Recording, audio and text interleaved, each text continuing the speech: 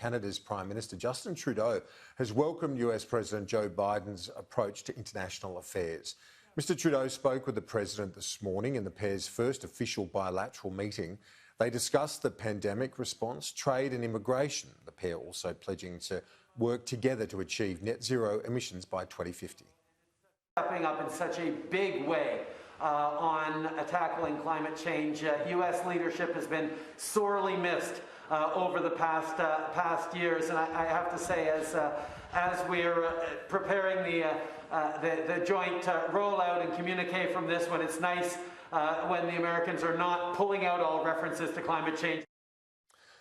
Let's get some analysis now. The Australian's foreign editor Greg Sheridan with me. Greg, Biden and Trudeau, I guess trying to put it back on an even keel, that relationship, which was strained during the Trump years. Yeah, that's right. Look, I think Trudeau is an extremely mediocre leader. I think he's the Justin Bieber of international leaders, really. Canada in its international profile is kind of New Zealand writ large, really. It doesn't have to do anything tough because it's got America right next to it. I think Trudeau will be a bad influence on Biden because he'll take him down the, kumbaya, can't we just all get along kind of road of politics. But certainly, if Biden couldn't get plaudits from someone like Trudeau, it would be a very strange moment. But I guess they're both playing their adjudicated roles there. Trudeau is very popular on the American left, so it's a good meeting for Biden. Nothing really of consequence comes out of it, I think. Let's look at a few other things I want to get your thoughts on. Liz Cheney talking about the GOP, the challenge that it's got now in the post-Trump world. I've had my colleague Annalise Nielsen, she's been reporting the last few days from Arizona about the difficulty with the the Republican Party post-Trump. What's your take on where things lie at the moment? Because it is a delicate position that they are in right now. Well, that's right. I think, in a way, the Republican Party is like the British and Australian Labor parties in the Cold War. It now has to fight with its extremists. It's one thing to accommodate Trump when he's president, and some of the things he's doing are quite good, and some of the people he's appointed are quite good, like Mike Pence and Mike Pompeo.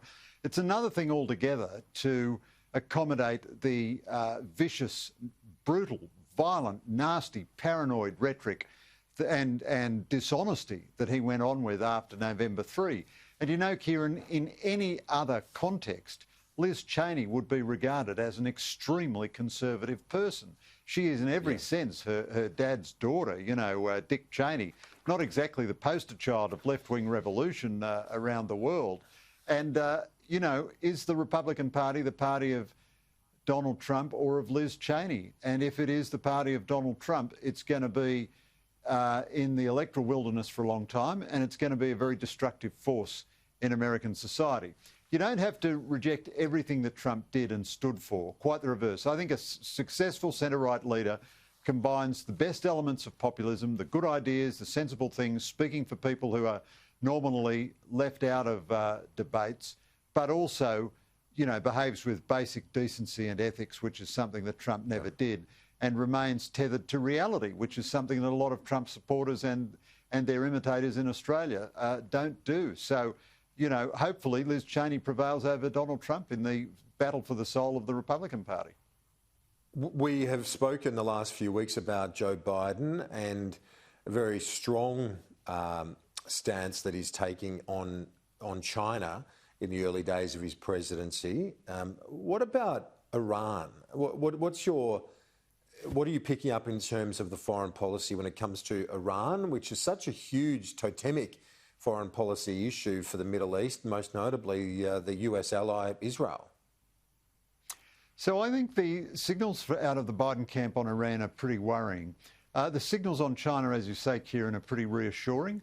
A lot of continuity there, more calm than Trump, much more calm and measured and sensible, but nonetheless quite tough-minded. Much more tough-minded than Barack Obama was, especially in his second term. Whereas Iran, on the other hand, Biden does seem to be going back to the Obama playbook, which was totally ineffective against Iran. Just wanting a deal with Iran above all else. He's already made quite a lot of concessions to Iran. He's reduced sanctions around the edges. Iran is very dangerous not only in the Middle East, but there's an emerging axis between Iran and China and Russia, which is profoundly concerning for the Western world. Iran is continuing to enact really violent actions against American positions in Iraq, and it's continuing to, empower and instruct Hezbollah into violence. And the whole Biden administration won't say boo about this. Some of their actions, they've removed an arms embargo on Iran at a time when it is, the chief state sponsor of terrorism in the world and engaged in massive destabilisation and quasi-military action in the region. It's got offside with the Sunni Arab states, the Gulf Arab states, who are the traditional American allies in pursuit of the Iranian deal.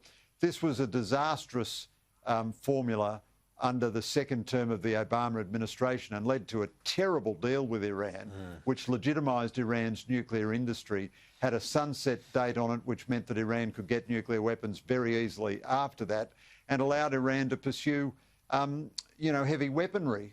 So I think Trump's sanctions were pretty effective, and even if they didn't turn Iran into a liberal democracy, they made it a much weaker nation than it would otherwise have been. Well, Biden appears to be giving quite a bit of that up. Having said all that, he's maintained the bulk of Trump's sanctions so far, but the signals look as though, like Obama, he's pursuing a deal almost at any cost, and that is a recipe for failure in Iran policy.